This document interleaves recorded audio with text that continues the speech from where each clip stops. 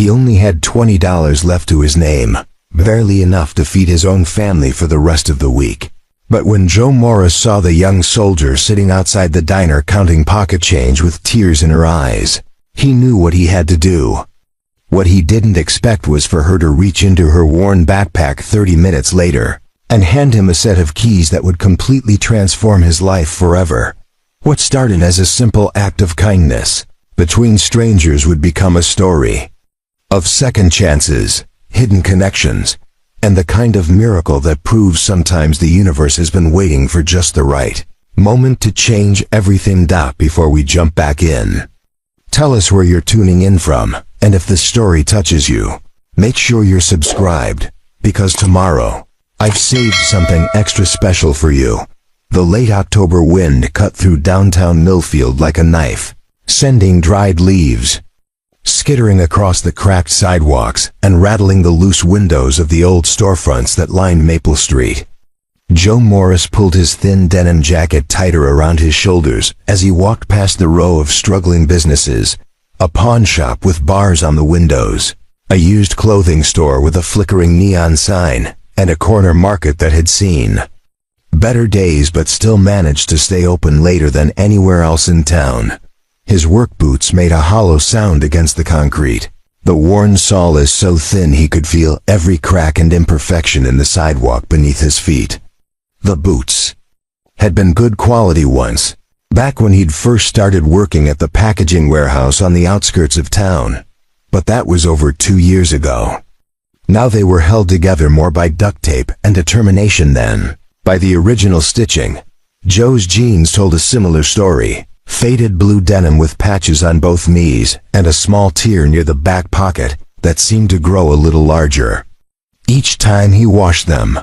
His t-shirt, once a deep navy blue, had faded to a pale gray that matched the October sky hanging heavy and threatening above the tired little town of Millfield.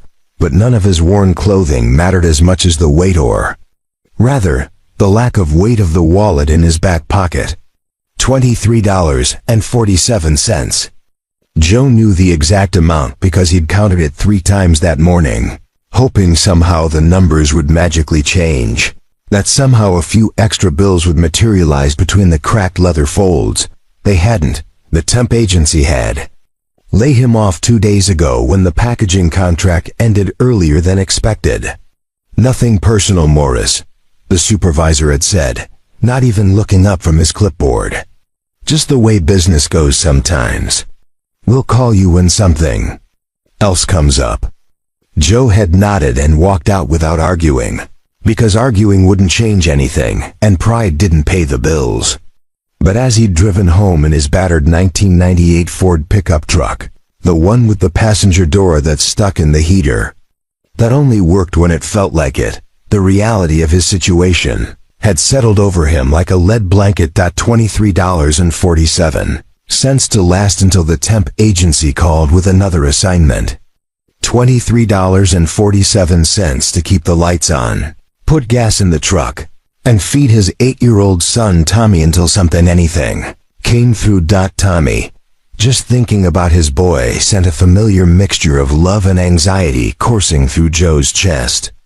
The kid was everything good in Joe's world, smart as a whip, funny in ways that caught Joe off guard, and resilient in ways no 8-year-old should have to be. Tommy had never complained about the second-hand clothes, or the generic brand cereal, or the fact that they lived in a tiny 2-bedroom apartment above Mrs. Patterson's garage instead of a real house with a yard. The boy had lost his mother when he was barely 3 years old. Leukemia had taken Sarah Morris in less than 6 months, leaving Joe to figure out how to be both father and mother to a toddler who kept asking when Mommy was coming home. Those first few years had been a blur of daycare pickups and midnight fevers and trying to learn how to braid hair from YouTube videos, while Tommy sat patiently on the bathroom counter, swinging his little legs and chattering about dinosaurs. Now Tommy was 8. All knees and elbows and endless energy, with Sarah's dark eyes and her infectious laugh. He was currently at his best friend Marcus's house, working on what he'd described as the most important science project in the history of third grade. Something involving baking soda volcanoes and food coloring that Joe was certain would end. With both boys covered in fake lava. Joe had promised to pick Tommy up by 6 o'clock, which gave him just enough time to grab something quick for dinner and make it across town to the suburban neighborhood where Marcus lived. The problem was that something quick for dinner had become a careful calculation of dollars and cents, of choosing between name brand and generic, between enough food for today and enough money for tomorrow. He paused outside Rosie's Diner, the one establishment on Maple Street that had managed to weather every economic storm Millfield had faced over the past 3 decades. The building was small and unpretentious, with faded red brick walls and a hand-painted sign that proclaimed good food, fair prices, all welcome, in cheerful yellow letters that had been retouched so many times they were slightly crooked. Through the steamed-up windows, Joe could see the familiar interior red vinyl booths with chrome edges, a long counter with spinning stools, and walls covered with framed photographs of local high school football teams and Little League champions from years gone by. The smell of coffee and fried onions drifted out every time someone opened the door, making Joe's stomach growl in response. He'd eaten lunch at Rosie's exactly once in the past month. On the day he'd gotten paid from his last temp job, the memory of Rosie's famous meatloaf and mashed potatoes was enough to make his mouth water, but he forced himself to keep walking. $23.47 didn't leave room for restaurant meals, no matter how reasonable Rosie's prices were. Instead, Joe headed for the corner market, where he could pick up bread, peanut butter, and maybe some bananas, enough to keep Tommy fed for a few days while he waited for the phone to ring with news of another job. It wasn't much, but it would have to be enough. As he approached the market, Joe noticed the broken streetlight that had been flickering on and off for weeks, casting strange shadows across the sidewalk. The city had promised to fix it, along with the pothole on 5th Street and the stop sign that had been knocked crooked by a delivery truck last month. But promises didn't seem to translate into action very quickly in Millfield. The irony wasn't lost on Joe that he was walking past dozens of things that needed fixing: broken lights, cracked sidewalks, peeling paint on storefronts, while he himself was struggling just to stay afloat. He'd always been good with his hands, good at figuring out how things worked and how to make them work better. His father had taught him basic carpentry and engine repair when he was Tommy's age, and Joe had picked up electrical work and plumbing during his various jobs over the years. But being skilled at fixing things didn't matter much when you didn't have the money to buy tools, or a truck reliable enough to haul equipment, or the capital to start your own business. In Millfield, like in so many small towns across the country, good intentions and hard work weren't always enough to overcome the basic mathematics of survival. Joe reached for the market's door handle, steeling himself for the careful calculation that would determine what he and Tommy would eat for the next few days. $23.47. It would have to be enough because it was all he had.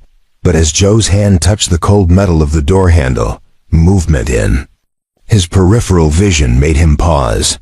Something or someone was sitting in the shadowed alcove beside Rosie's Diner, just barely visible in the dim light cast by the restaurant's neon sign. At first glance, it looked like just another person down on their luck, the kind of sight that had become increasingly common in Millfield as jobs disappeared and opportunities dwindled. Joe had learned, like most people in town, to look away quickly and keep walking. Not out of cruelness, but out of self-preservation. When you were barely keeping your own head above water, you couldn't afford to take on someone else's drowning. But something about this particular figure made him stop and look more carefully. She sat on the concrete steps beside the diner's side entrance, partially hidden in the shadow of the building's small overhang. Her posture was what caught Joe's attention first: ramrod straight despite her obvious exhaustion, shoulders squared in a way that spoke of military training. Even sitting on cold concrete in what was clearly a moment of desperation, she maintained the kind of bearing that suggested discipline and pride. The woman Joe could see now that it was a young woman, probably in her mid-20s, wore a faded but clean army jacket over dark jeans and combat boots that had seen serious wear, but were still meticulously maintained. Her brown hair was pulled back in a neat ponytail, and despite the fact that she was clearly in some kind of distress, everything about her appearance spoke of someone who took care of herself and maintained standards even when circumstances were working against her. Preparing and narrating this story took us a lot of time, so if you are enjoying it, subscribe to our channel, it means a lot to us. Now back to the story. But it was what she was doing that made Joe's chest tighten with recognition and sympathy. In her lap, spread out on a small piece of cardboard that looked like it had been torn from a shipping box, she had arranged a collection of coins in careful, precise rows. Quarters in one line, dimes in another, nickels and pennies sorted with the kind of methodical attention to detail that reminded Joe of his own morning ritual of counting and recounting his meager finances. She was moving the coins around with her index finger, grouping and regrouping them, her lips moving silently as she calculated and recalculated whatever total they represented. Even from a distance, Joe could see that there wasn't much there, maybe $3 or $4 in loose change, the kind of money that might buy a cup of coffee and a donut if you were lucky. The young woman's face was turned downward, focused intently on her counting, but Joe caught glimpses of her profile in the shifting light from the diner's window. She had strong features, a determined jaw, high cheekbones, and eyes that even in shadow seemed to carry more weight than someone her age should bear. There was something familiar about that expression, the particular kind of exhaustion that came not just from physical tiredness, but from carrying responsibilities that were too heavy for one person to manage alone. Joe recognized it, because he saw it in his own mirror every morning. As he watched the woman finished counting her coins for what was obviously not the first time, she sat back against the brick wall of the diner, closing her eyes for a moment and taking a deep breath that seemed to carry all the weariness in the world. When she opened her eyes again, Joe saw her glance toward the diner's main entrance, then down at her small pile of change, then back at the entrance again. The calculation was obvious and heartbreaking. She was trying to figure out if she had enough money to buy food, and from the defeated slump of her shoulders, it was clear that the answer was no. Joe felt his stomach clench, and it wasn't from hunger this time. Here was someone who had served their country. The army jacket and military bearing made that clear sitting on a street corner, trying to scrape together enough change for a meal. The injustice of it hit him like a physical blow, the same way it always did when he encountered evidence that the system was failing the very people who had sacrificed the most to protect it. He knew he should keep walking. He knew that $23.47 didn't leave room for acts of charity, no matter how well-intentioned.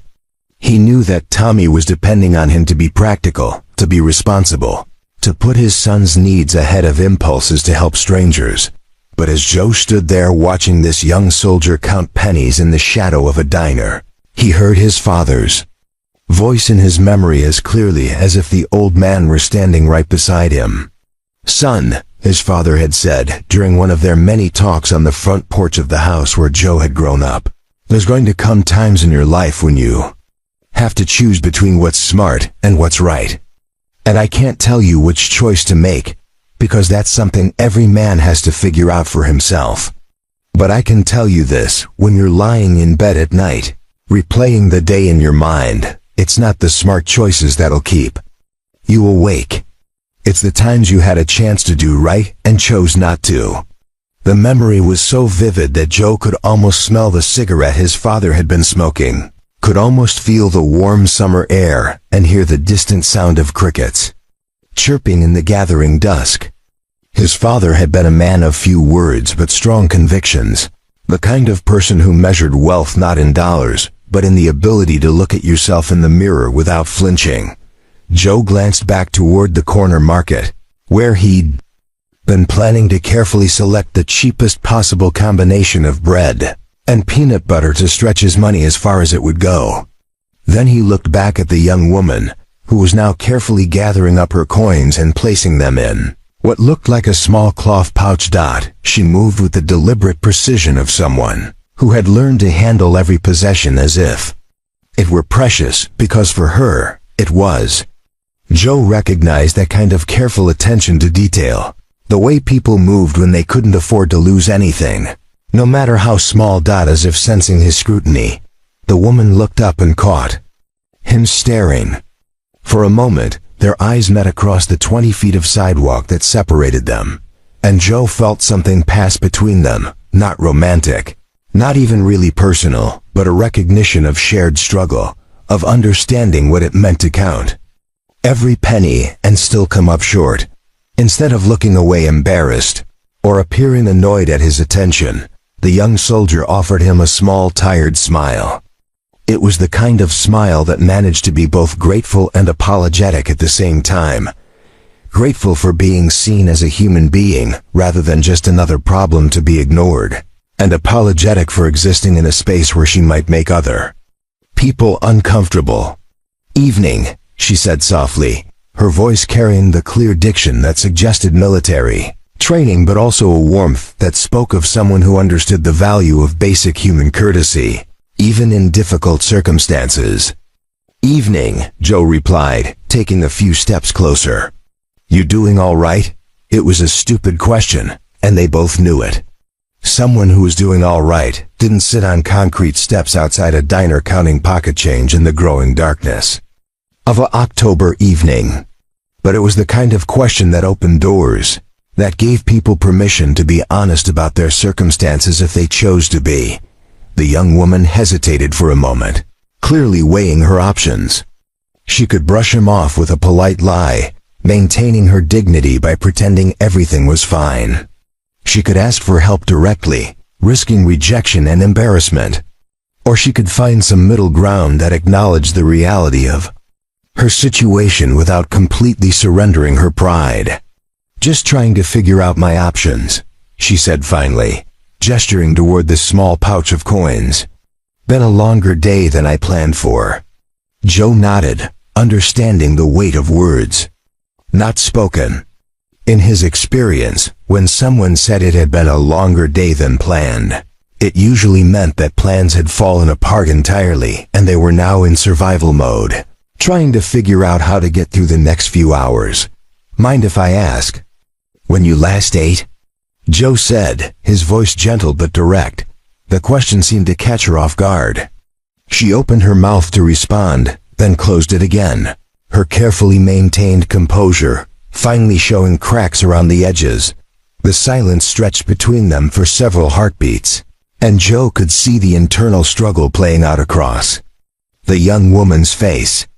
Military training had clearly taught her to project strength and self-sufficiency, but hunger and exhaustion were breaking down those carefully constructed walls.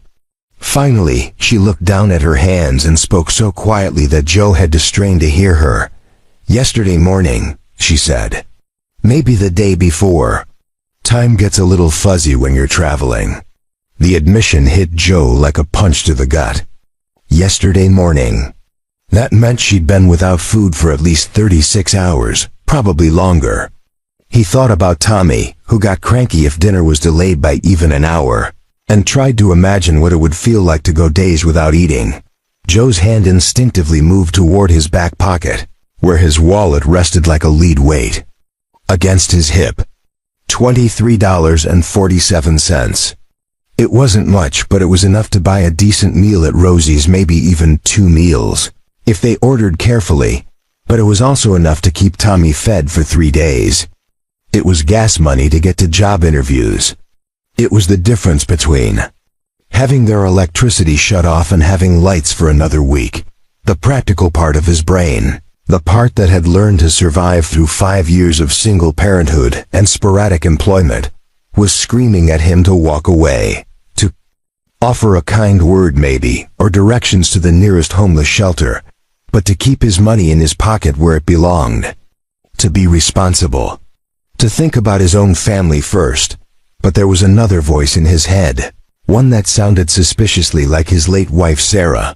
She'd always been the one to stop for stranded motorists, to bring extra food to church potlucks, for families who couldn't afford to contribute, to see need and respond to it without calculating the cost. Joe remembered the way she'd looked at him during those moments, not with judgment for his caution, but with quiet encouragement to be better than his fears. Sarah would have already invited her in, he thought, and the certainty of it settled over him like a warm blanket. Joe pulled out his wallet, feeling the worn leather soft and familiar in his hands. Inside, the $20 bill looked impossibly small and impossibly large at the same time, small compared to the magnitude of problems it couldn't solve, large compared to what little security it represented. "Ma'am," he said, stepping closer to where the young soldier sat. "I'm Joe Morris, and I'm about to head into Rosie's for some dinner. Would you do me the honor of joining me?" The woman's eyes went wide, and she immediately began shaking her head. "Oh no, I couldn't possibly. Thank you, but I'm fine. Really, I am. When's the last time you had a hot meal?" Joe pressed gently, crouching down so he was at her eye level. Not a vending machine snack or gas station sandwich. An actual hot meal. Hot meal. The question seemed to hit her like a physical blow. She opened her mouth to respond, then closed it again, her shoulders sagging slightly as the weight of admission settled over her.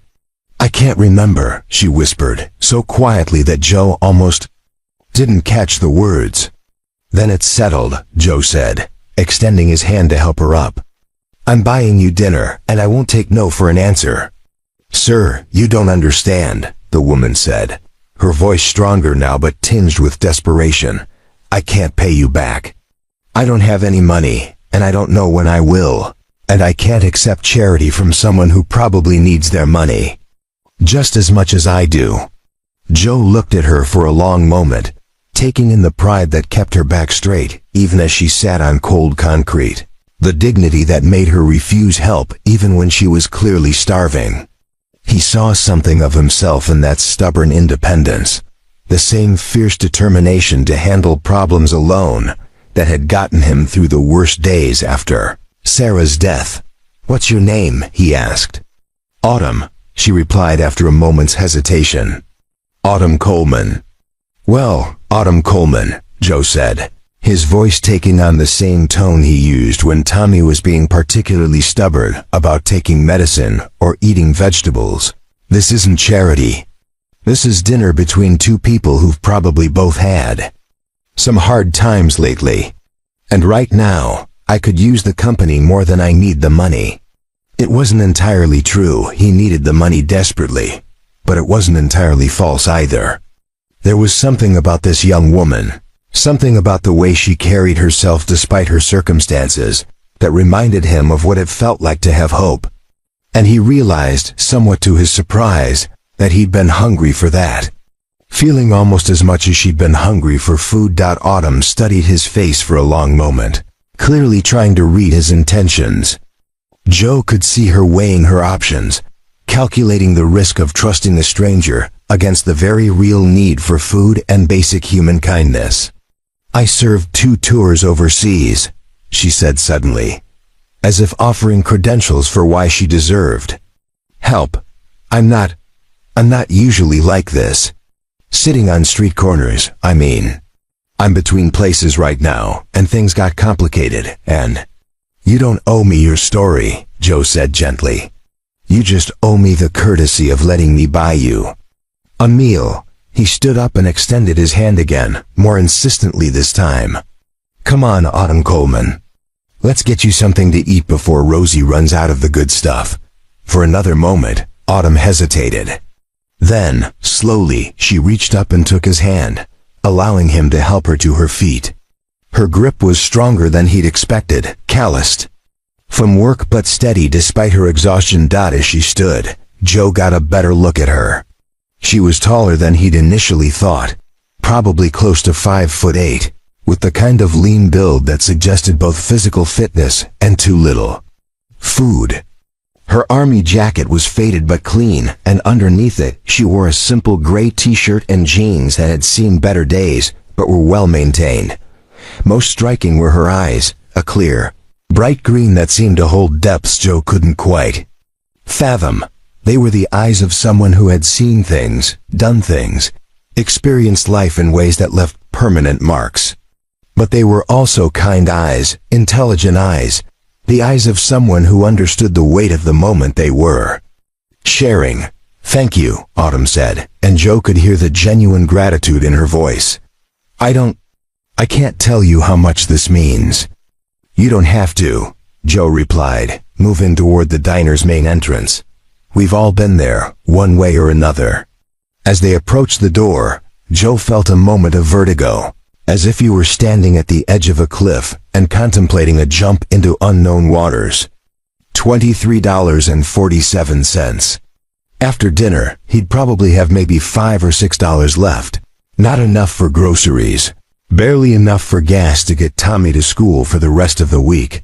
But as he reached for the door handle of Rosie's Diner, Joe thought about the lesson his father had tried to teach him about the difference between smart choices and right choices.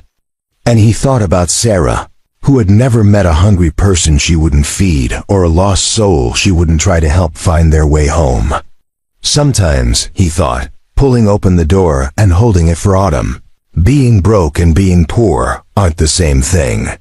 The warmth from inside the diner washed over them as they stepped across the threshold, carrying with it the smell of coffee and home-cooked food and the promise of at least one small moment of comfort in what had clearly been a difficult day. For both of them, behind them, the cold October wind continued to rattle the windows and send leaves skittering across the empty sidewalk. But inside Rosie's Diner, as Joe guided Autumn toward an empty booth near the back, something new was beginning, something neither of them could have predicted when they'd started this day, but something that would change the trajectory of both their lives forever. The interior of Rosie's Diner was a time capsule from a different era, when diners were gathering places for entire communities, and a cup of coffee came with unlimited refills and genuine conversation. The black and white checkerboard linoleum floor had been worn smooth by decades of work boots and dress shoes, creating a path of memory that led from the front door to the long counter lined with red vinyl stools. The booths that lined the windows were upholstered in the same red vinyl, cracked in places and patched with silver duct tape, but clean and comfortable in the way that mattered most to people who appreciated basic dignity over fancy decoration. Each booth had its own individual jukebox selector, though most of them hadn't worked since the Clinton administration, and the walls were covered with framed photographs that told the story of Millfield through decades of high school graduations, church picnics, and Little League championships. The dinner crowd was typical for a Tuesday evening in late October, sparse but steady, composed mostly of people who understood the value of a place like Rosie's. In one corner booth, an elderly couple shared a piece of apple pie and quiet conversation, their gnarled hands occasionally reaching across the table to touch each other with the casual intimacy of 60 years together. At the counter, a long haul trucker worked his way through a plate of meatloaf while studying a road atlas, plotting routes between cities whose names Joe recognized from highway signs but had never visited. Near the front, two local mechanics still wearing their work uniforms compared notes about a stubborn transmission while picking at orders of chicken fried steak.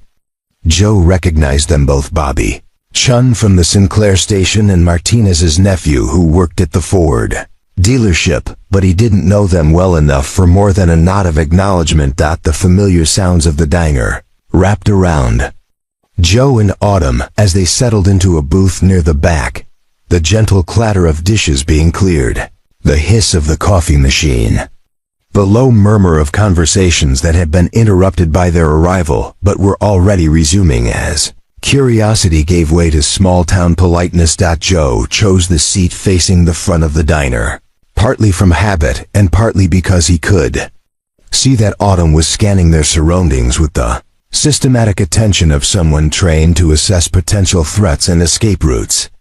Her eyes moved quickly but methodically, cataloging exits and obstacles, identifying other patrons, and evaluating whether they represented any kind of danger. That it was the kind of behavior Joe had seen before in veterans who had served in combat zones, the hyper-awareness that came from too many months in places where letting your guard down could mean the difference between coming home and not coming home.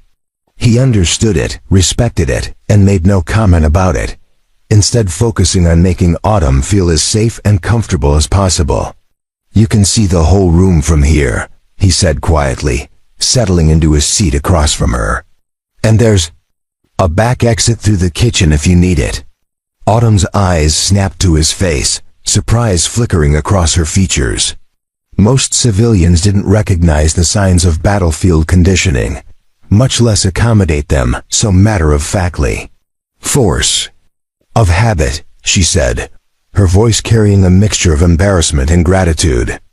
"Nothing wrong with being aware of your surroundings," Joe replied easily.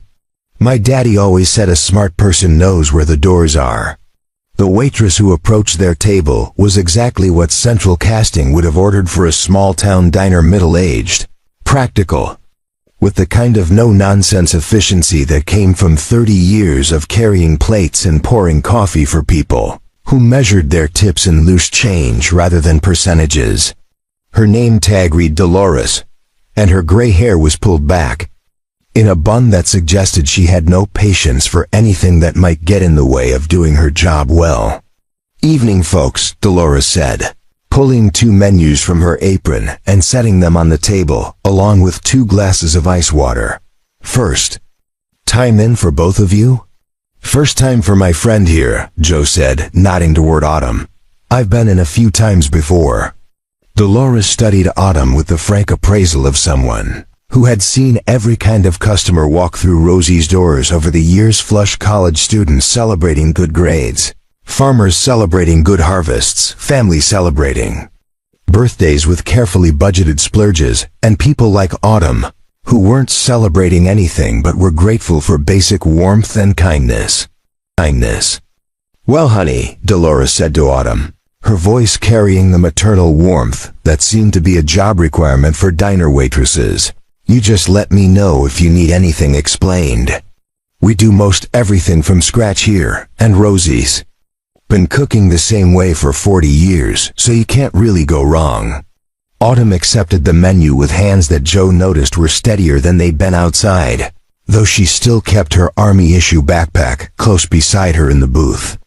The pack was worn but well-maintained, the kind of gear that spoke of someone who understood the importance of taking care of equipment, because your life might depend on it someday.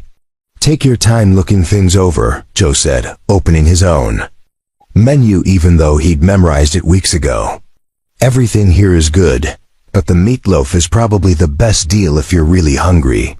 Autumn studied the menu with the intense concentration of someone for whom the decision represented more than just a preference between dishes. Joe could see her calculating prices, comparing portion sizes, trying to find the intersection between what she wanted and what she thought Joe could afford. "Order whatever looks good to you," Joe said gently, recognizing the internal struggle.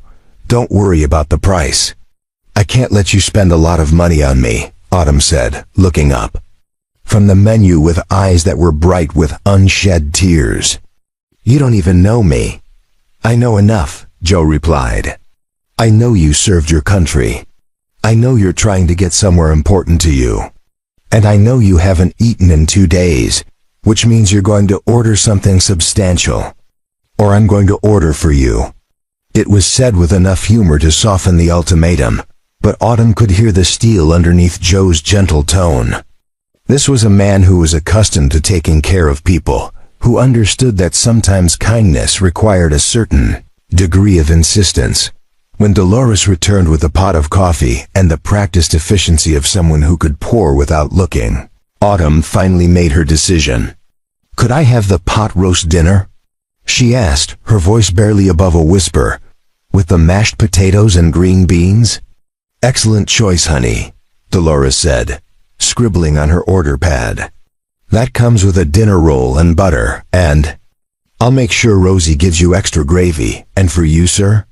Joe glanced at the menu one more time, doing quick calculations in his head. The pot roast dinner was $12, which left him with about $11 for his own meal. The soup and salad combination would be enough to fill him up and still leave a few dollars for Dolores's tip. "I'll take the vegetable soup and house salad," he said, handing back his menu. Autumn started to protest clearly, recognizing that he was ordering the cheapest items on the menu while she was getting one of the most expensive. But Joe cut her off with a gentle shake of his head. "The soup here is famous," he said, which wasn't entirely true but wasn't entirely false either. "My late wife always said the secret to a good relationship was never arguing with someone who's buying you dinner." The mention of his wife seemed to settle something for Autumn, as if the reference to loss created a bridge of understanding between them.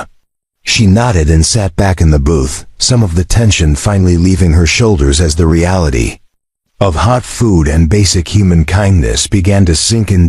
As they waited for their food, the conversation started slowly, the way it does between strangers who are trying to navigate the delicate balance between politeness and genuine connection. Joe poured cream into his coffee and watched as Autumn wrapped her hands around her mug, clearly savoring the warmth that radiated through the ceramic. "So what brings you to Millfield?" Joe asked, stirring his coffee absently. "Not exactly a destination most people plan to visit." Autumn managed a small smile at that, the first real smile he'd seen from her since they'd met. "You're not wrong about that. I'm actually passing through on my way to Colorado. Was stationed at Fort Henderson, about 4 hours south of here, and I just finished my discharge process last week." "Long way from Colorado," Joe observed. "That's quite a journey on a shoestring budget." The comment was gentle but direct, acknowledging what they both knew, that Autumn's current circumstances weren't exactly conducive to long-distance travel. She appreciated his honesty, the way he didn't pretend not to notice her obvious financial difficulties. "I thought I had a ride lined up with another soldier who was heading west," Autumn explained, tracing patterns on the table with her finger. "But his plans changed at the last minute, and I couldn't afford a bus ticket for the full distance. So I've been taking buses when I can afford them, hitchhiking when I can't, and walking when both of those options run out." Joe felt his chest tighten at the image of this young woman walking along highways with nothing but a backpack, trying to cover hundreds of miles on foot. The dangers alone were enough to keep him awake at night if he thought about them too long. But there was something else that bothered him even more: the systematic failure of support that led to veterans ending up in such desperate circumstances. "How long have you been traveling like this?" he asked. "About a week," Autumn said. "Maybe 8 days. Time gets a little fuzzy when you're focused on just getting through each day." Dolores appeared at their table with practiced efficiency, setting down Autumn's pot roast dinner with a flourish that suggested genuine pride in the food she was serving. The plate was generous, almost to the point of excess, thick slices of tender beef swimming in rich brown gravy, a mountain of creamy mashed potatoes, fresh green beans that actually looked fresh, and a dinner roll that was still warm from the oven. Joe's soup and salad looked respectable but modest by comparison, which was exactly what he'd intended.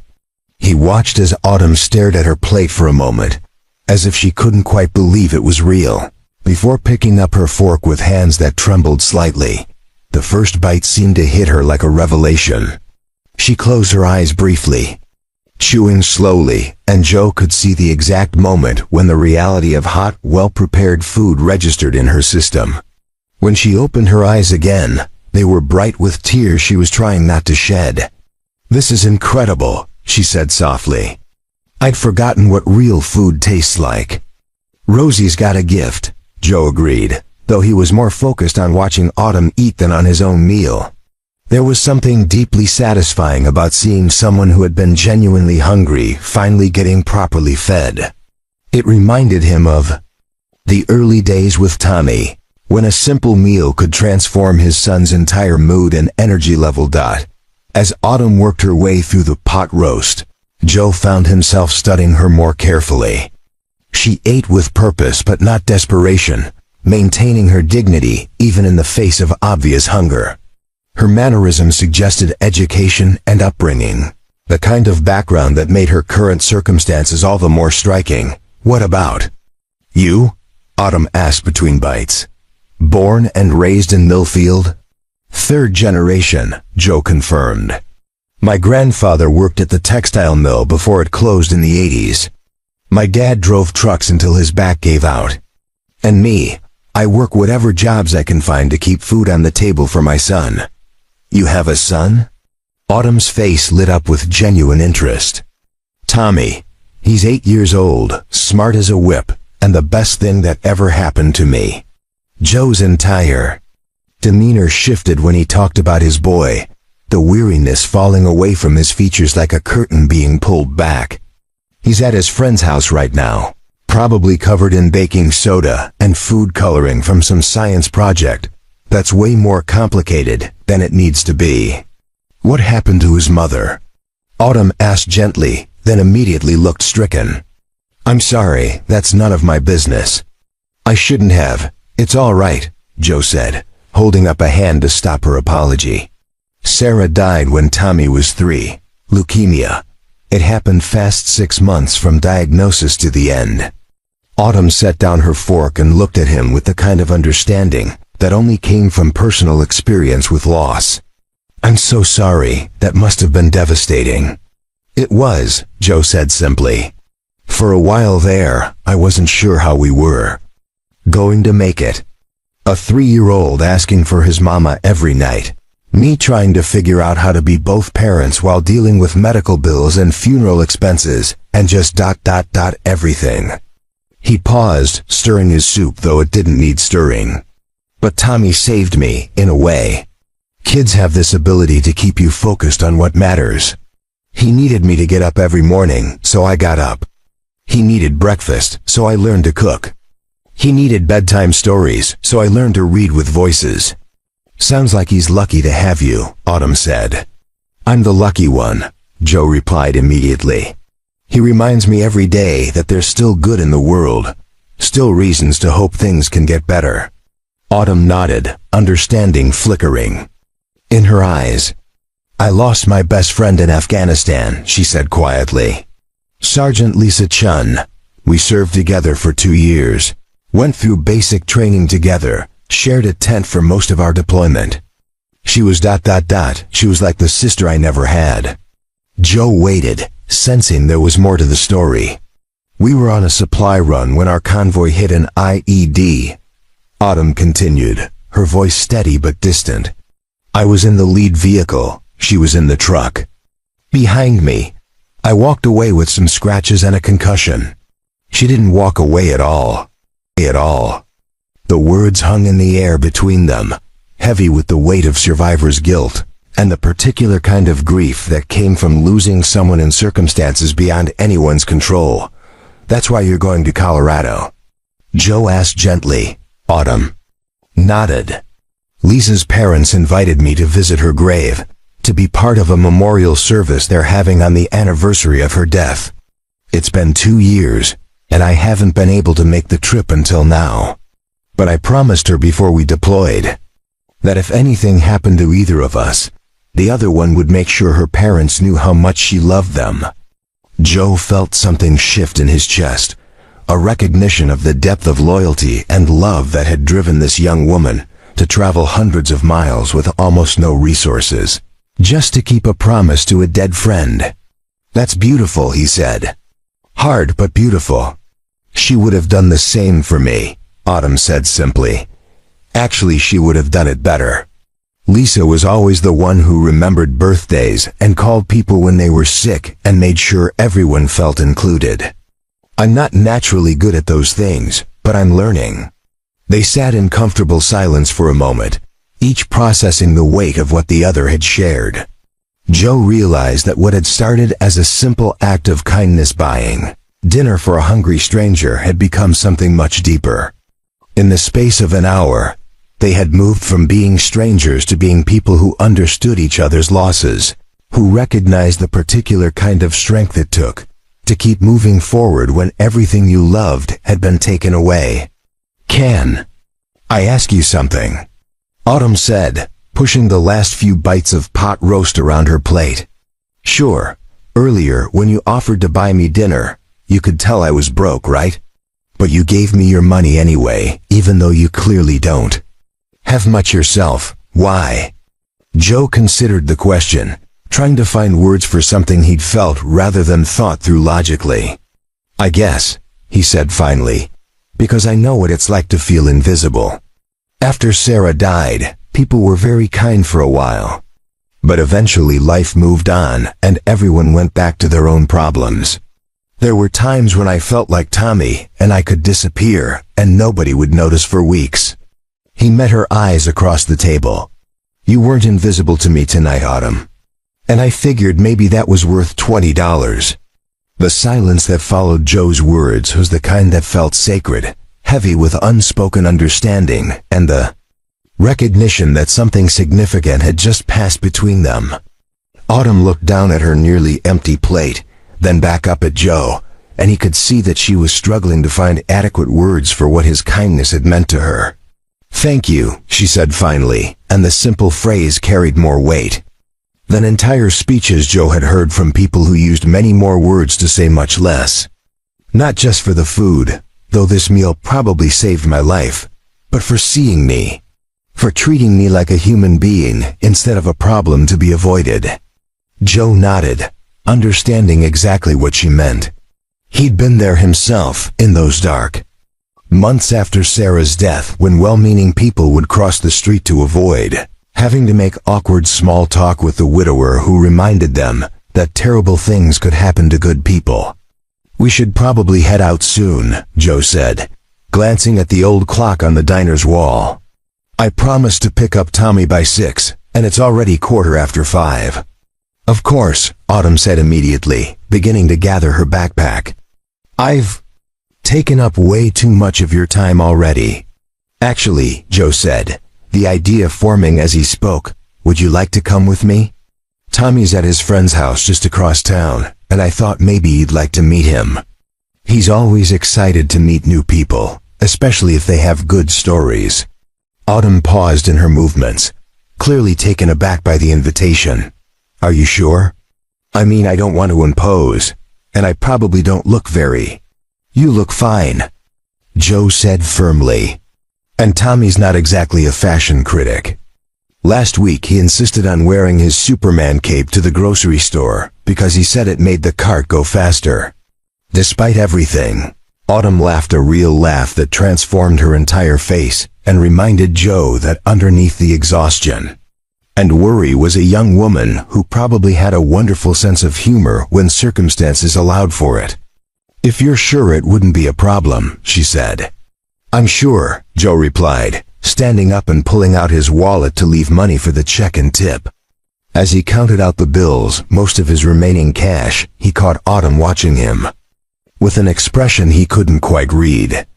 "Joe," she said quietly, "I meant what I said about paying you back. I don't know how or when, but I will find a way." "Don't worry about it," Joe said, though he appreciated the sentiment. "Sometimes the universe has a way of evening things out." They walked out of Rosie's diner together, back into the cool October evening that seemed less harsh now than it had an hour ago. Joe's old pickup truck sat in the parking lot, looking even more decrepit than usual next to the newer vehicles. But Autumn didn't seem to notice or care about its condition as Joe opened the passenger door for her. The truck's interior was clean but worn, with a car seat in the back that had obviously seen years of use, and a collection of Tommy's belongings scattered across the dashboard and floor, a few action figures, some baseball cards, a paperback book about dinosaurs, and what looked like half of a peanut butter sandwich wrapped in a napkin. "Sorry about the mess," Joe said, starting the engine and hoping it would turn over on the first try. Living with an 8-year-old is like sharing space with a very small tornado. I like it, Autumn said, settling into the passenger seat and looking around with genuine interest. It feels lived in, real. As they drove through Millfield's quiet streets, Joe found himself seeing his hometown through Autumn's eyes, the mix of struggling businesses and well-maintained homes, the evidence of a community that was working hard to maintain its identity despite economic challenges. He pointed out landmarks as they passed: the elementary school where Tommy was in 3rd grade, the park where they played catch on weekends, the library where Tommy checked out an impressive stack of books every Tuesday. He sounds like a special kid, Autumn said, listening to Joe's stories with the kind of attention that suggested genuine interest rather than polite obligation. He is, Joe agreed. Sometimes I think he's the one taking care of me instead of the other way around. He has this way of finding something good in every situation, no matter how bad things get. They pulled into the driveway of a modest 2-story house in a neighborhood that had clearly been built during Millfield's more prosperous days. The houses were well maintained, but showed the careful attention to detail that suggested families stretching budgets to keep up appearances. Children's bicycles and toys scattered across front yards indicated that this was the kind of neighborhood where kids still played outside until their parents called them in for dinner. Marcus's mother, Jennifer, met them at the front door with the kind of warm smile that immediately put Autumn at ease. She was a woman in her early 30s with paint-stained fingers and laugh lines around her eyes, the kind of person who clearly made everyone feel welcome in her home. Joe.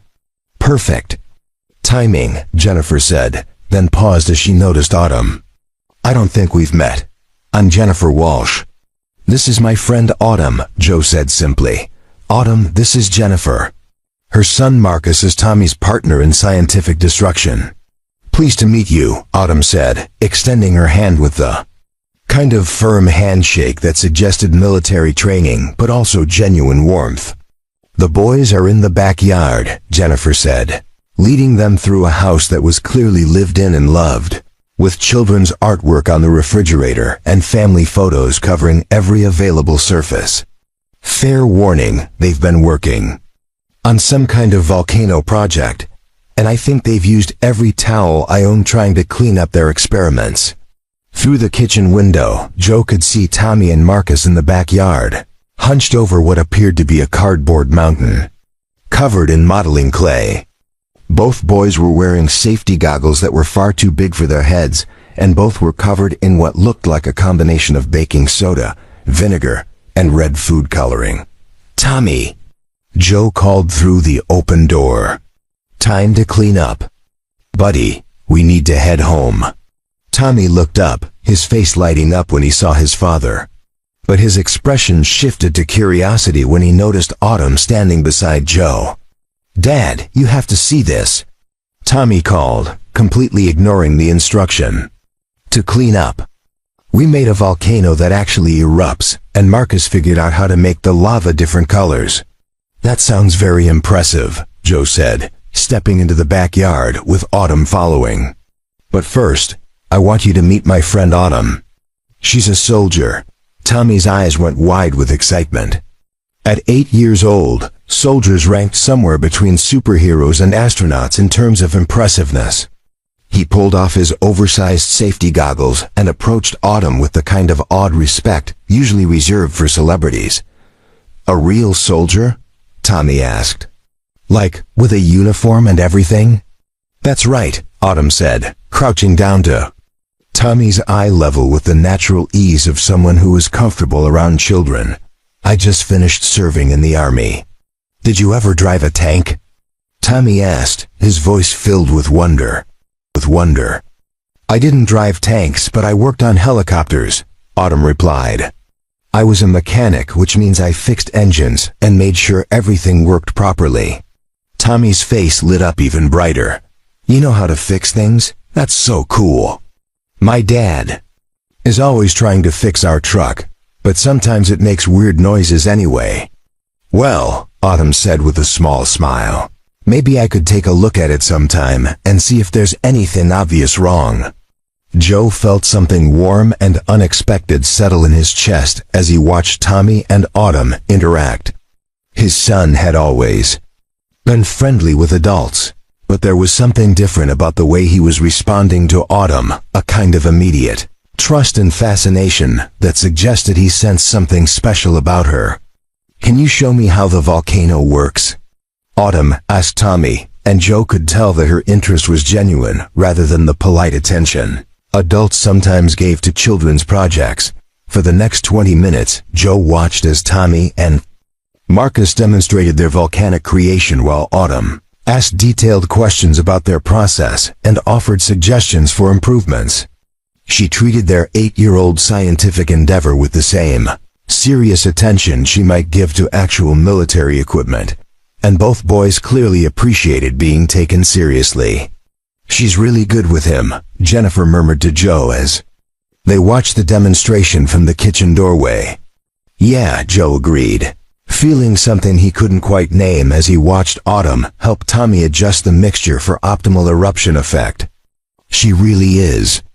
As they finally gathered up Tommy's belongings and prepared to leave, Joe realized that something had shifted during their visit. What had started as a simple act of kindness between strangers was beginning to feel like something more substantial, the foundation of a real friendship perhaps, or even something that resembled the beginning of a found family. Walking back to the truck with Tommy chattering excitedly about volcanoes and Autumn listening with patient attention, Joe felt a spark of something he hadn't experienced in years. Hope that maybe, just maybe, good things were still possible. The first sign of trouble came as they were pulling out of Jennifer's driveway. Joe turned the key in the ignition, and instead of the truck's usual reluctant but reliable rumble, there was a grinding sound followed by a series of mechanical clicks that sounded like expensive problems. "Uh-oh," Tommy said from the back seat. His 8-year-old understanding of automotive issues limited, but accurate. "That doesn't sound good." Joe tried the ignition again, and this time the engine turned over, but immediately began making a noise that reminded him unpleasantly of a coffee grinder filled with marbles. He managed to get the truck moving, but the grinding sound got worse with each revolution of the wheels, and by the time they reached the end of Jennifer Street, it was clear they weren't going to make it much further. "Joe," Autumn said quietly, her military training allowing her to assess mechanical problems, even from the passenger seat, "you should probably pull over before this gets worse." Joe guided the truck to the curb and turned off the engine, his heart sinking as the reality of their situation settled over him. Without the truck, he couldn't get to work tomorrow. Without work, he couldn't pay rent, buy groceries, or handle any of the dozens of small financial obligations that kept their lives running. The truck wasn't just transportation, it was the thin line between stability and complete disaster. "What's wrong with it, Dad?" Tommy asked, his voice carrying the kind of practical concern that suggested he understood more about their financial situation than Joe wished he did. "I'm not sure, buddy," Joe said, though the grinding sound had been pretty unmistakable. "But I think we might be walking home tonight." It was only 3 miles from Jennifer's house to their apartment, and under normal circumstances, Joe wouldn't have minded the walk, but these weren't normal circumstances.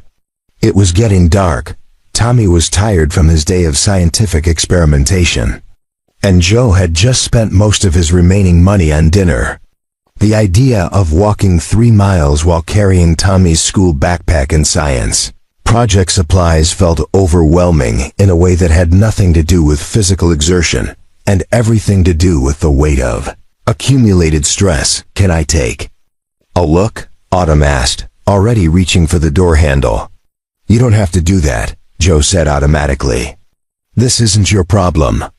"Maybe not," Autumn replied, "but I told Tommy I work on engines and I'd hate for him to think I was lying."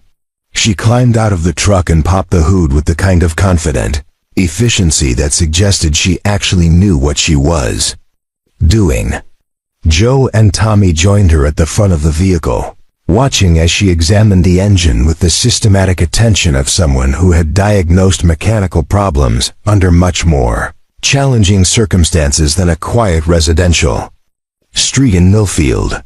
"Well, the good news is, it's not the engine," Autumn said after a few minutes of careful inspection. "The bad news is, it's your transmission, and from the sound it was making, I'd say you've got maybe one more trip in this truck before it stops moving altogether."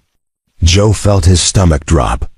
He'd been nursing the transmission along for months, adding fluid when it leaked and avoiding the kind of aggressive driving that might push it over the edge.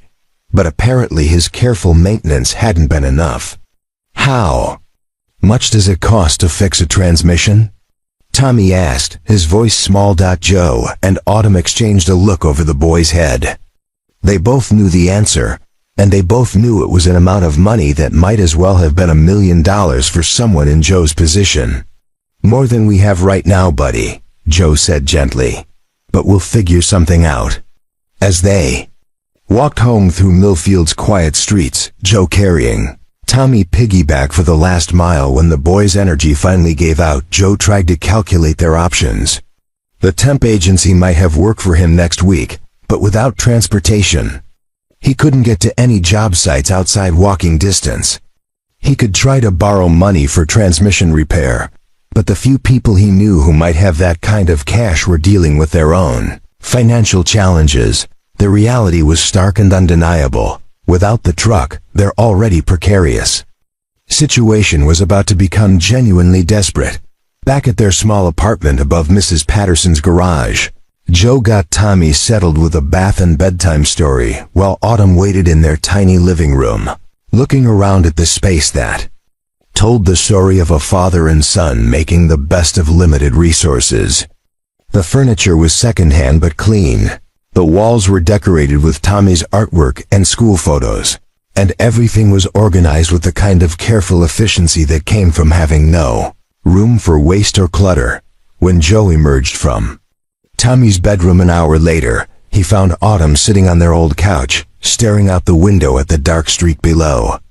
She'd been quiet during the walk home, and Joe could see that she was wrestling with something.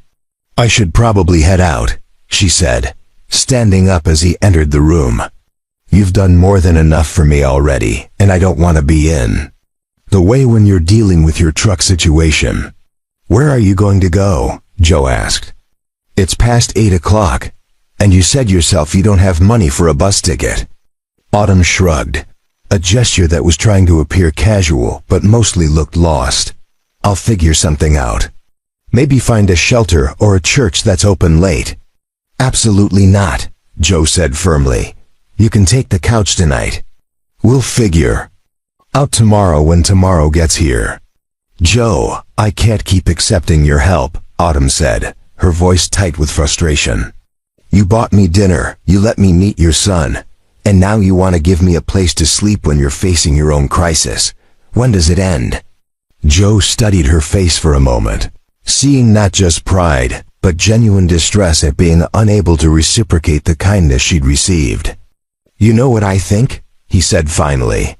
"I think you're not used to accepting help because you're used to being the one who provides it. I think you spent years taking care of other people, your fellow soldiers, your friends, people who needed what you could give. And now you're on the receiving end, and it doesn't feel right." Autumn's composure finally cracked, and Joe could see tears forming in her eyes. "I hate this," she said quietly. "I hate feeling helpless.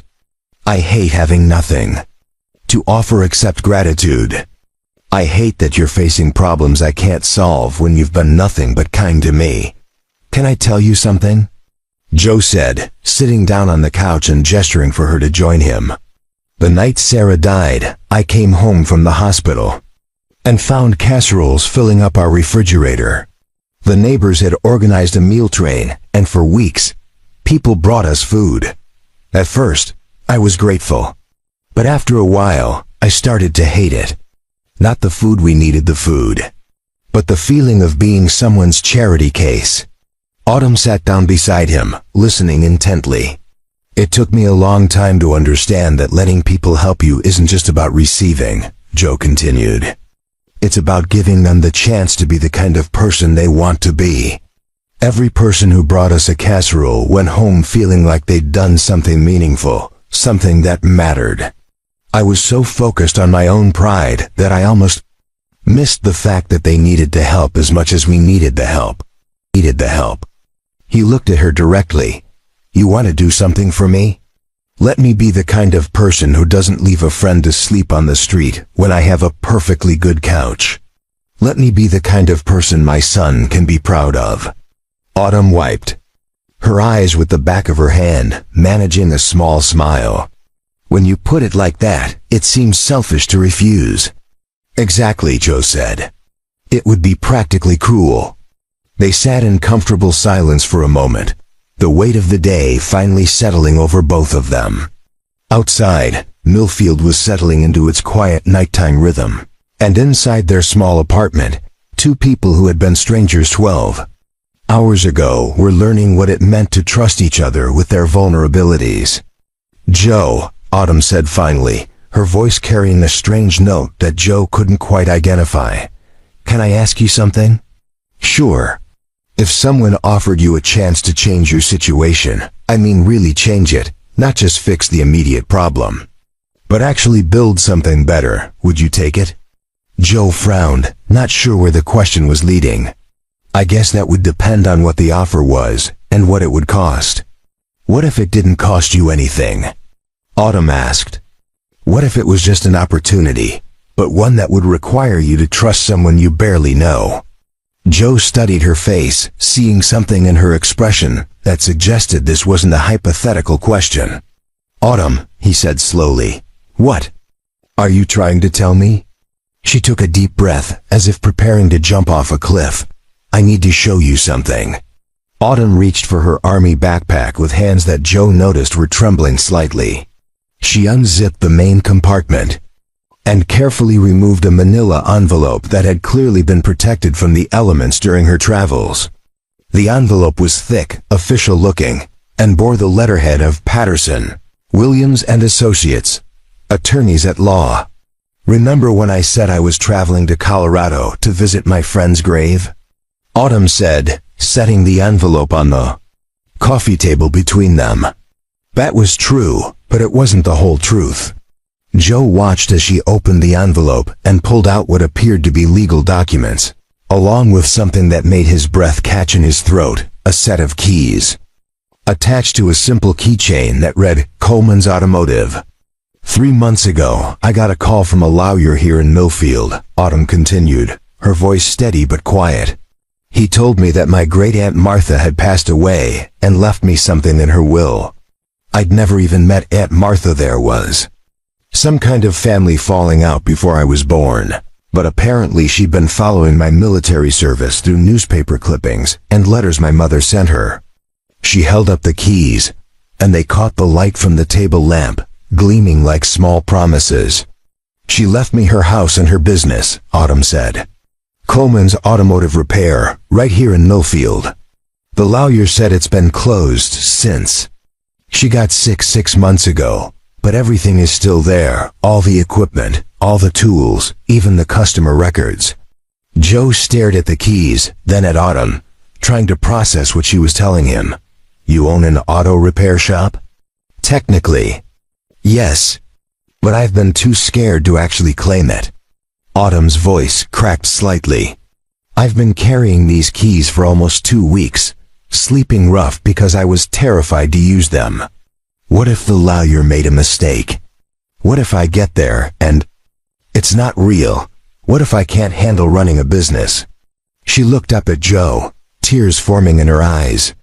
I've been trained to fix helicopters and military vehicles under combat conditions, but I don't know the first thing about customer service, or business licenses or insurance or any of the things you need to actually run a shop. Joe felt like the world had tilted sideways.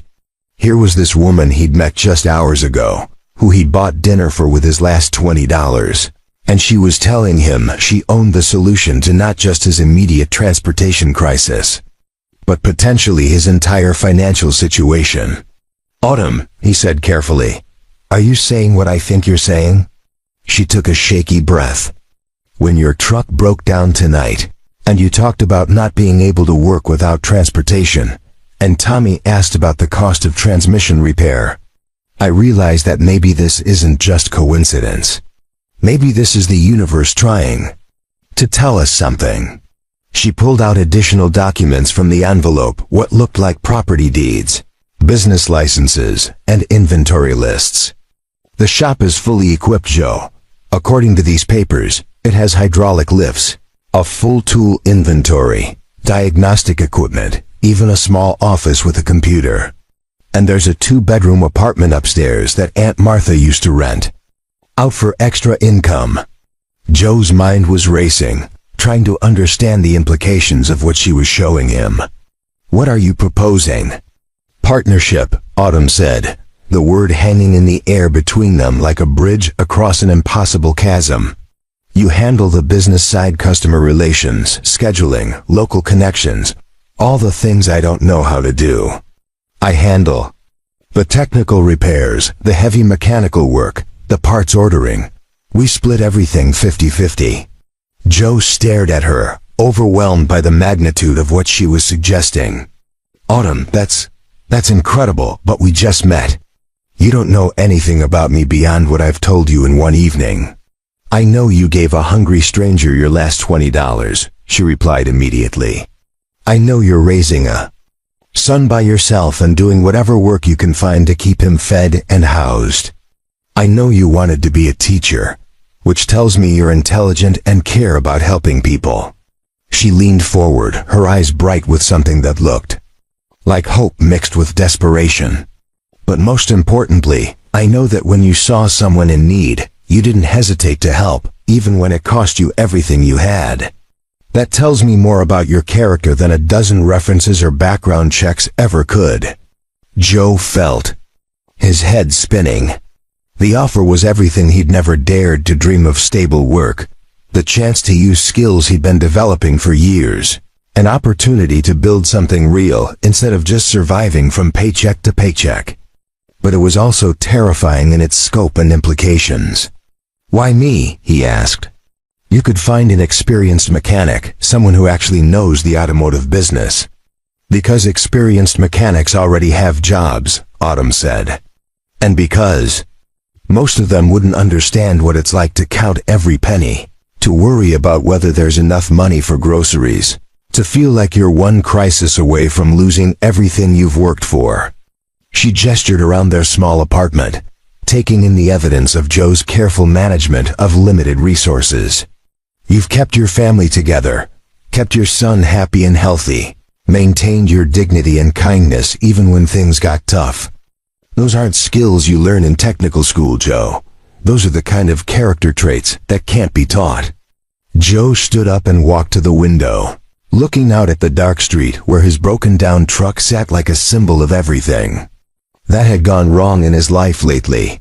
Behind him, he could hear Autumn gathering up the papers, probably preparing to put them away and pretend this conversation had never happened. "There's something else," she said quietly. "The lawyer mentioned that Aunt Martha specifically requested that whoever inherited the business should find good people to work with, people who understand that fixing things is about more than just mechanical problems." Joe turned back to face her. "What does that mean?"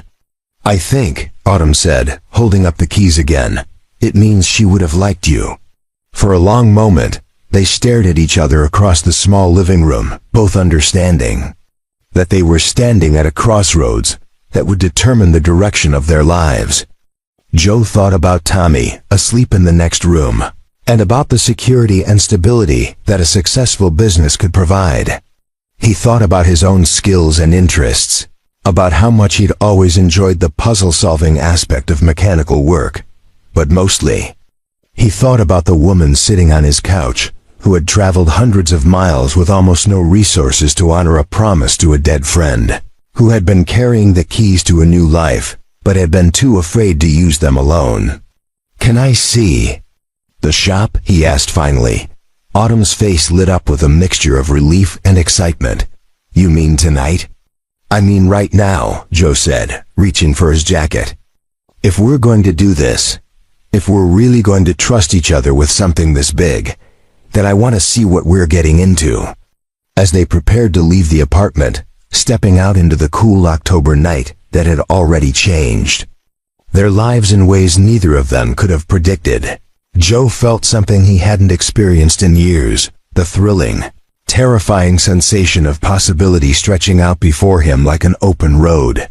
The walk to Coleman's Automotive took them through parts of Millfield that Joe knew well, but somehow looked different in the pale moonlight. They passed the old textile mill that had been shuttered since the 80s, its broken windows reflecting the streetlights like empty eyes. They walked by the elementary school where Tommy learned to read, past the corner market where Joe had been planning to buy bread and peanut butter with his last few dollars, past all the familiar landmarks of a life that suddenly felt like it might be about to change completely. Autumn walked beside him in silence, clutching the keys in her right hand and the manila envelope under her left arm. Every few steps, Joe could see her glance at him sideways, as if she was still trying to convince herself that this was really happening, that she wasn't about to wake up from a dream and find herself back on the concrete steps outside Rosie's diner. "It's just around this corner," she said as they turned onto Birch Street, her voice barely above a whisper. "I walked past it twice yesterday, but I couldn't bring myself to actually go in."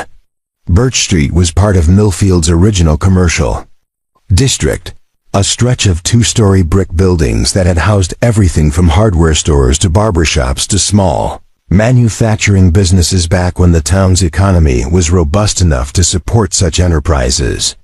Many of the buildings now stood empty, their windows papered over with "faded for lease" signs that had been there so long they'd become part of the landscape. But as they walked down the quiet street, Joe could see that some businesses were still hanging on. There was Martinez's Restaurant Supply, which had managed to survive by serving customers throughout the county.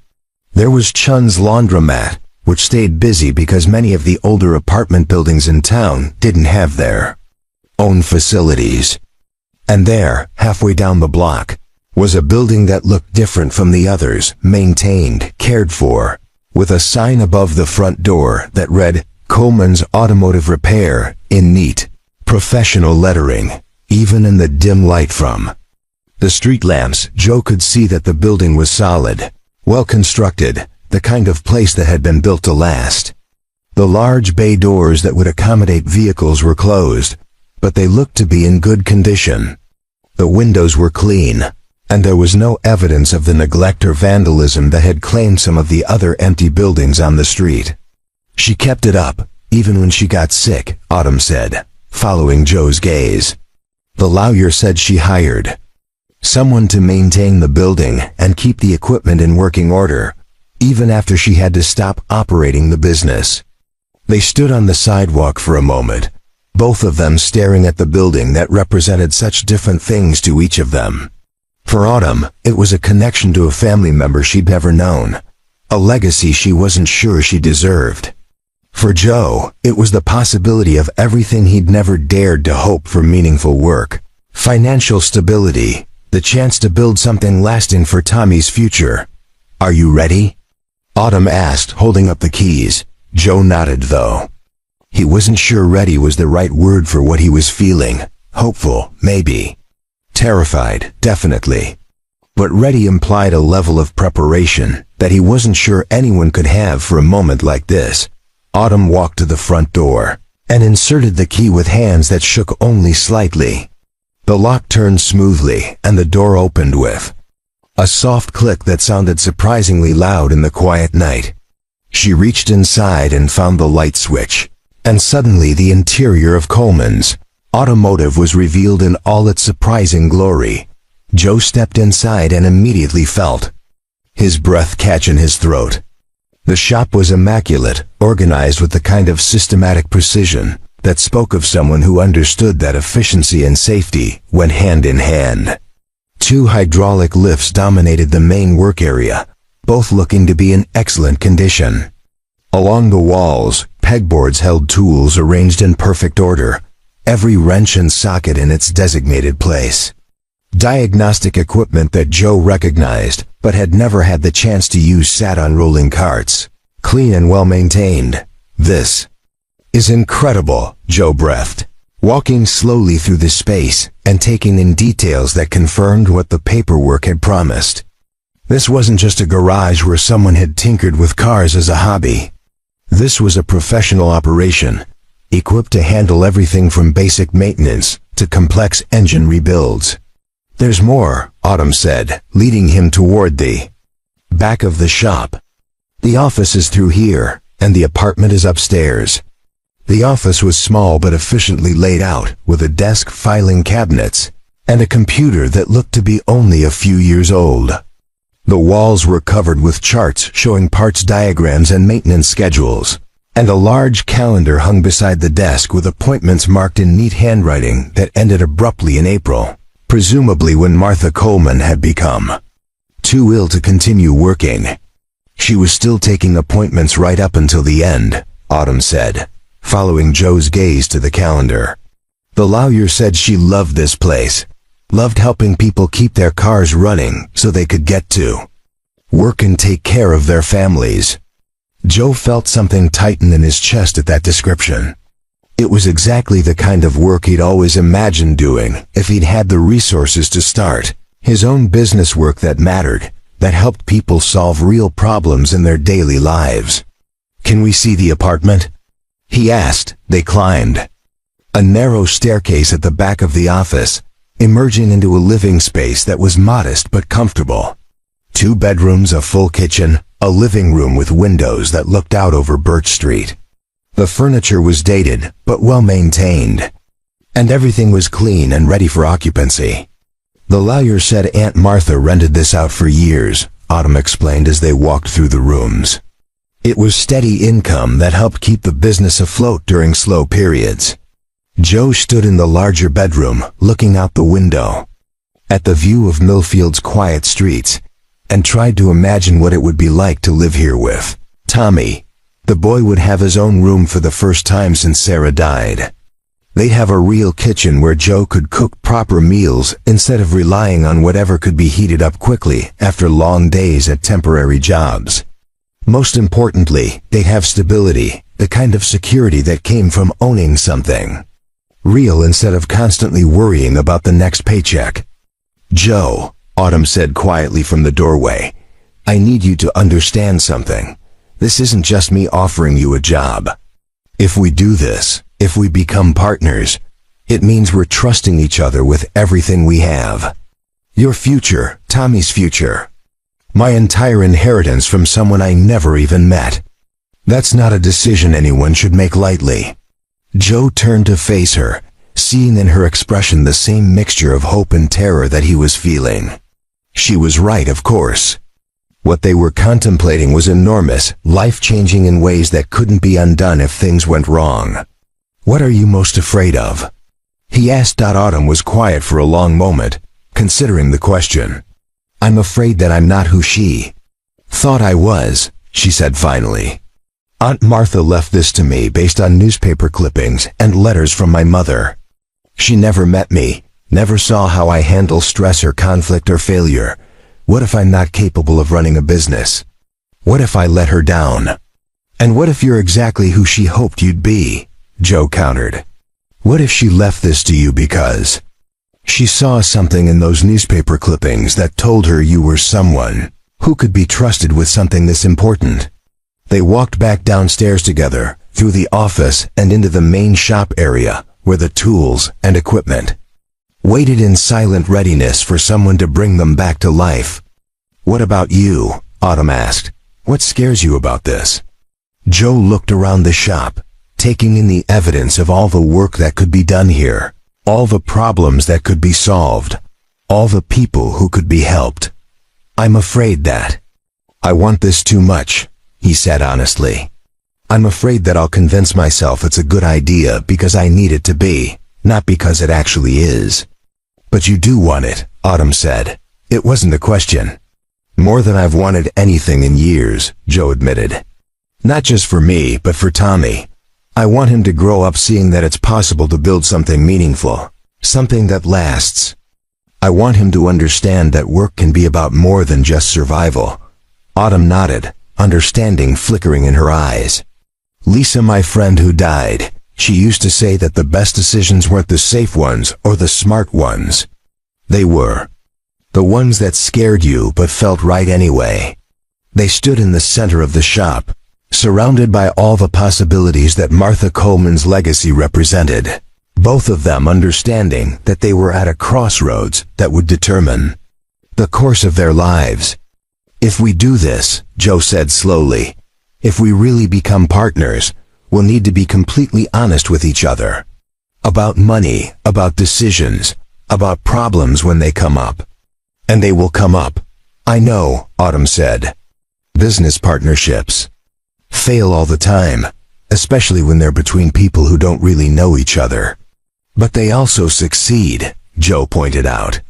Sometimes the best partnerships are between people who complement each other's strengths and weaknesses, who bring different skills to the same goal. Autumn walked over to one of the tool benches and picked up a wrench, turning it over in her hands as if testing its weight and balance. I know how to fix almost anything with an engine, she said. But I don't know how to talk to customers, how to estimate costs, how to handle the business side of things. And I know this town, know the people, understand how to build relationships and solve problems that aren't necessarily mechanical, Joe replied. But I've never had access to equipment like this, never had the chance to really develop my technical skills.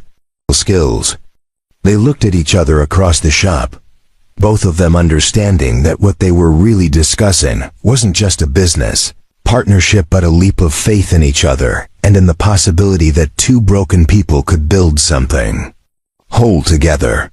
There's one more thing, Autumn said, reaching into her jacket pocket and pulling out a folded piece of paper. The lawyer gave me this. It's a letter Aunt Martha wrote to whoever inherited the business.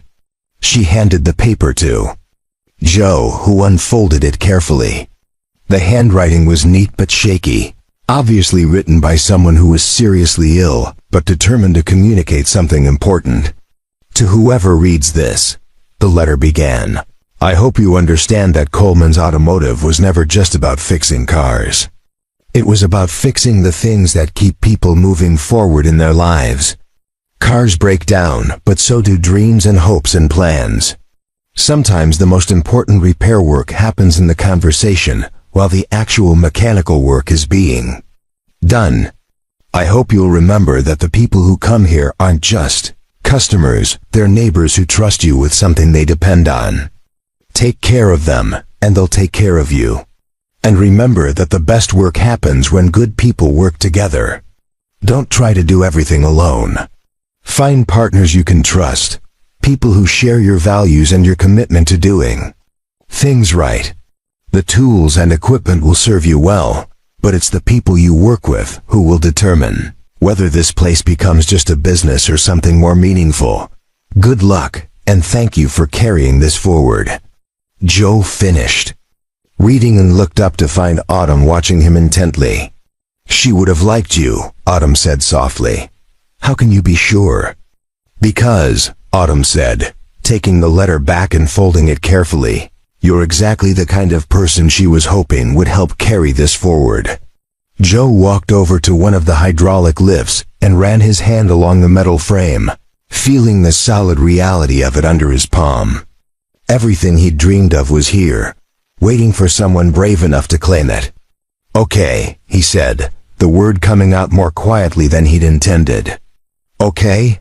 Autumn asked. Joe turned to face her, feeling something settle into place inside his chest, a kind of certainty he hadn't felt since before Sarah got sick. Okay, he said again, louder this time. Let's do this. Let's be partners. The smile that spread across Autumn's face was like watching the sun rise after the longest night of the year. She walked over to him and extended her hand, and when Joe shook it, he felt like he was sealing a pact that would change everything, not just for him and Tommy, but for Autumn too. and maybe even for the entire community of people who would bring their broken cars and their worried faces to Coleman and Morris Automotive. Outside, Millfield slept on, unaware that two lives had just taken a dramatic turn toward hope. 8 months later, on a warm Saturday morning in June, Joe Morris stood in the doorway of Coleman and Morris Automotive and watched his son, Tommy, demonstrate the proper way to change a tire to 3 younger kids from the neighborhood. The boy's hands were already stained with honest grease, and his explanation was peppered with the kind of technical vocabulary that came from spending afternoons in a working garage where questions were encouraged and curiosity was rewarded. See, you gotta make sure the lug nuts are tight, but not too tight, Tommy was saying to his audience of 7- and 8-year-olds, his voice carrying the patient authority of someone who had learned these lessons through careful observation and practice. My dad says if you over-tighten them, you can warp the wheel, and then you got a bigger problem than just a flat tire. Joe smiled, remembering a time when Tommy's biggest concern had been whether there would be enough money for school lunch, when their entire world had felt precarious and uncertain. Now the boy moved through the shop with the confidence that came from stability, from knowing that their place would be here tomorrow and next month and next year. The transformation hadn't happened overnight. Those first few weeks had been a whirlwind of paperwork and planning, of learning to work together and figuring out how to blend their different approaches into something that served their customers effectively. Autumn's technical expertise and military precision had meshed surprisingly well with Joe's people skills and understanding of the local community. She could diagnose a complex transmission problem in minutes, while he could explain the repair to a worried customer in terms that made sense and didn't feel like a lecture or a sales pitch.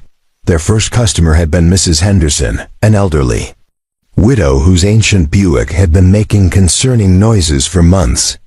She'd been putting off the repair because she was afraid it would cost more than she could afford. But when Joe explained their payment plan options and Autumn showed her exactly what needed to be fixed and why, the relief on her face had reminded both partners why they were doing this work. Word had spread quickly through Millfield's tight-knit community. Within 3 months, they had a steady stream of customers who appreciated not just the quality of their work, but the way they were treated with respect, honesty, and genuine concern for their transportation needs. Joe had started offering a shuttle service for customers who needed to get to work while their cars were being repaired, using the old truck that Autumn had fixed as her first project in the shop. Tommy had suggested painting Coleman and Morris Courtesy Shuttle on the side, and his proudly designed logo had become a familiar sight around town.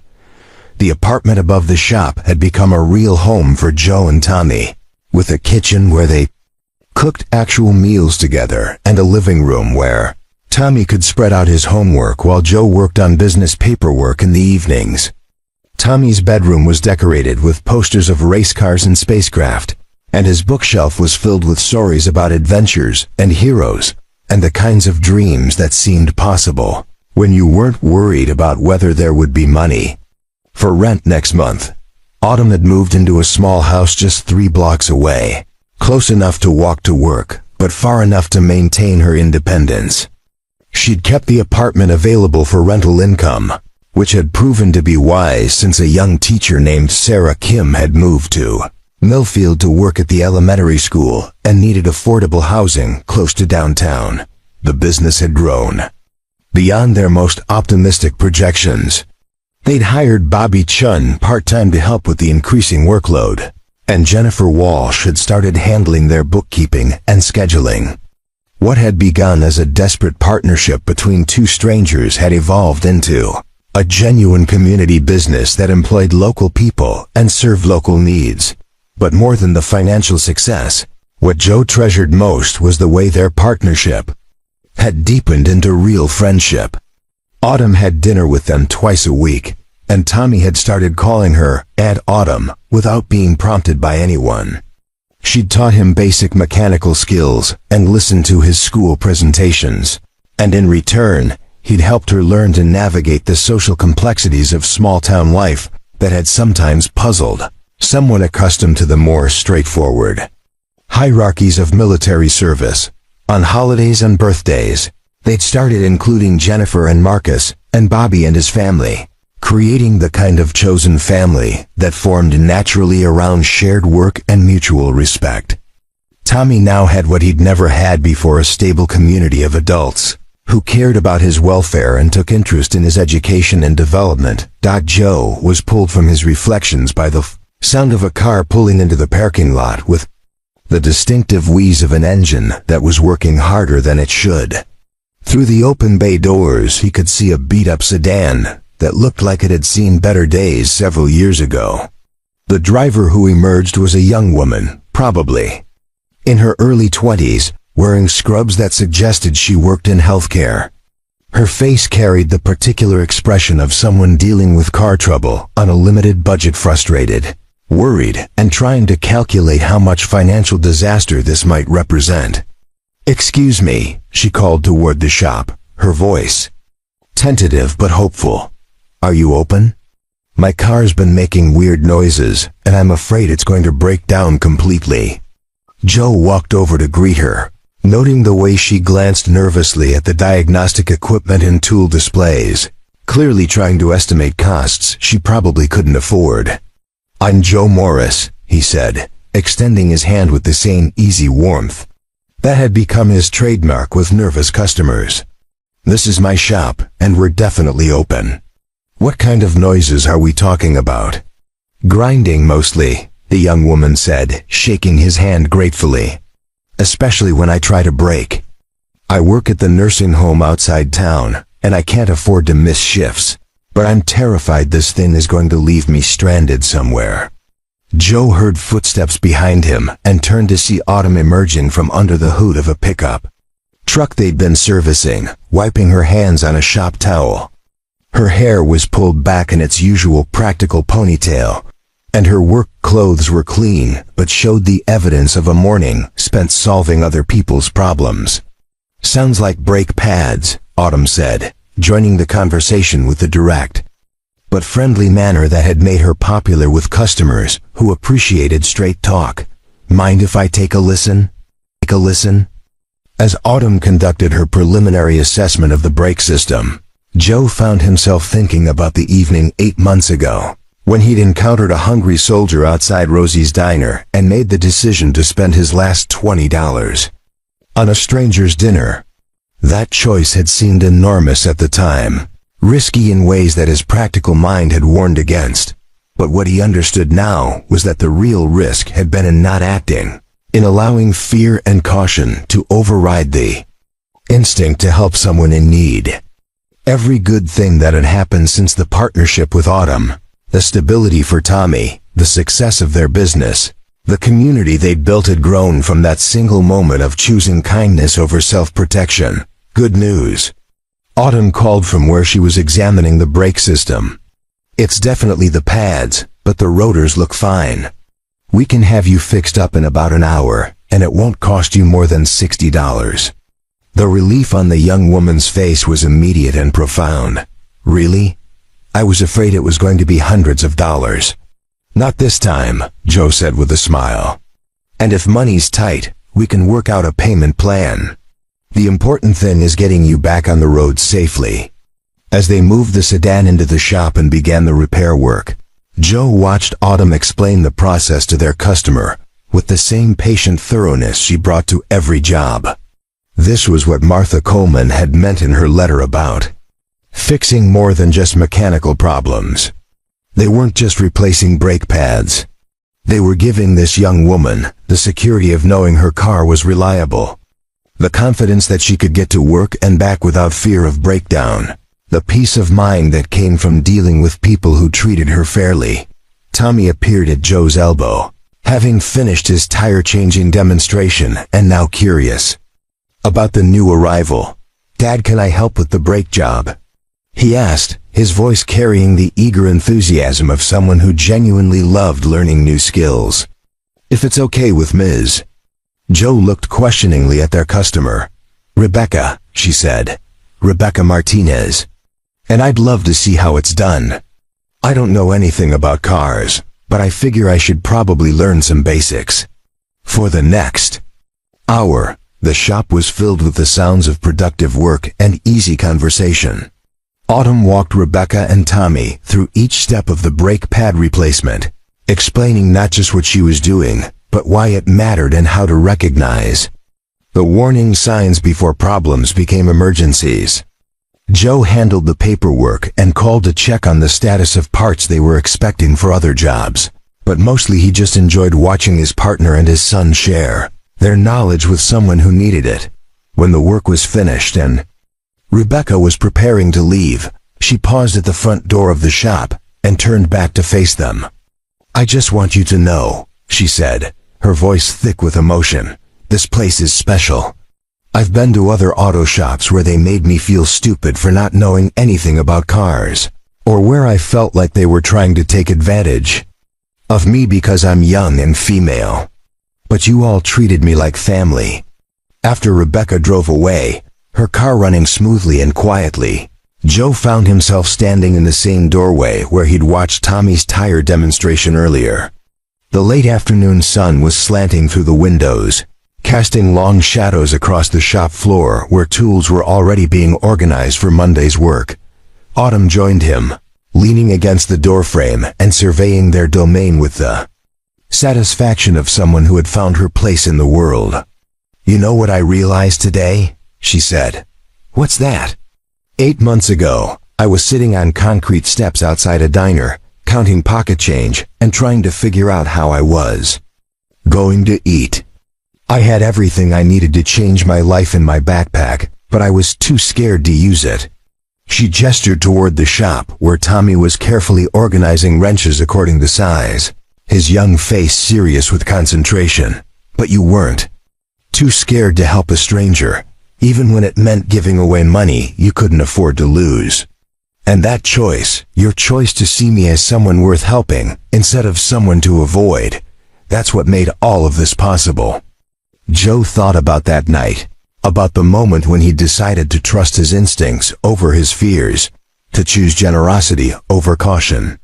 It had felt like a small gesture at the time, insignificant compared to the magnitude of their respective problems. "I think," he said slowly, "it was the other way around. You were the one who had the courage to trust a complete stranger with an inheritance that represented your entire future. I just bought you dinner. You bought me hope," Autumn corrected gently. "And then you gave me the chance to turn that hope into something real." As the sun set over Millfield, painting the sky in shades of orange and pink that reflected off the windows of their shop, Joe felt the deep satisfaction that came from understanding that his life had meaning beyond mere survival. Tomorrow more people would bring them their broken cars and their worried faces, and he and Autumn would work together to solve problems both mechanical and human. Tommy would continue to grow up in a stable home where hard work was valued and kindness was practiced daily. The community would continue to benefit from having a local business that prioritized fair dealing over maximum profit. And somewhere out there, perhaps another person in desperate circumstances would encounter someone willing to extend a helping hand, continuing the cycle of compassion that had transformed all their lives. The choice Joe had made outside Rosie's Diner 8 months ago had cost him $20. But what he'd received in return, partnership, purpose, family, hope, was beyond any calculation of value. Sometimes, he thought as he locked up the shop and prepared to walk home with his son, the greatest investments were the ones that looked like losses at the time. Sometimes giving away your last dollar was the first step toward receiving everything you never knew you needed. And sometimes, just sometimes, the universe was waiting for exactly the right moment to remind you that kindness was never wasted, that courage was always rewarded, and that the best partnerships were built not on contracts or guarantees, but on the simple recognition that we all needed someone willing to say, "You're not alone." In the distance, the lights of Millfield twinkled like small promises against the gathering darkness, and Joe Morris walked home to dinner with his son, grateful beyond measure for the moment when he'd chosen to help a stranger and discovered that he was really choosing to help himself. 5 years later, on another cold October evening, Tommy Morris, now 13 and working part-time at Coleman and Morris Automotive after school, was walking home when he spotted a familiar scene outside the new community center on Maple Street. A young man, probably college-age, sat on the front steps with his head in his hands and a backpack at his feet. Even from a distance, Tommy could see the tension in his shoulders, the defeated slump that spoke of someone who had run out of options and didn't know where to turn next. Tommy paused, remembering countless stories his father had told him about the importance of paying attention to people who needed help, about recognizing when someone was struggling and choosing to act rather than walk away. He thought about the photograph that hung in their shop office, a picture of his dad and Aunt Autumn on opening day, both of them grinning while holding the sign that read, "Grand Opening, where every problem has a solution." "Hey," Tommy called out, approaching the steps with the easy confidence of someone who had grown up understanding that kindness was a strength, not a weakness. "You okay?" The young man looked up, revealing a face marked by exhaustion and worry. "Just trying to figure out my next move," he said with a bitter laugh. "Lost my job, got evicted from my apartment, and my car died about 2 miles from here." Perfect trifecta. Tommy sat down on the steps beside him, ignoring the cold concrete that immediately began seeping through his jeans. "That's rough. I'm Tommy, by the way." "Alex," the young man replied. "And thanks for stopping. But unless you've got a magic solution to unemployment and homelessness, I'm probably beyond help right now."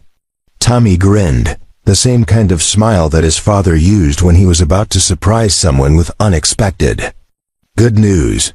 "Well, I don't know about magic, but I might know about solutions. My family runs an auto shop a few blocks from here, and we're always looking for good people. Can't promise anything, but if you're willing to work hard and learn, we might be able to help you get back on your feet."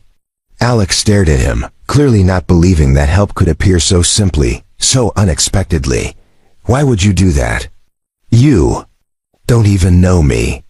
Tommy stood up and extended his hand, thinking about all the stories he'd heard about the night his father met Aunt Autumn, about the $20 dinner that had changed 3 lives forever. "Because," he said, echoing words he'd heard his father say countless times, "sometimes the best investments are the ones that look like risks at the time. Come on, let's go talk to my dad." As they walked together through Millfield's quiet streets, Tommy felt the deep satisfaction that came from understanding that kindness wasn't just something you received. It was something you gave forward, creating an endless chain of hope that connected strangers and transformed communities, one act of compassion at a time. The cycle continued, as it always had, as it always would, carried forward by people who understood that the most important choice anyone could make was the simple decision to help. Up next, you've got 2 more standout stories right on your screen. If this one hit the mark, you won't want to pass these up. Just click and check them out. And don't forget to subscribe and turn on the notification bell so you don't miss any upload from us.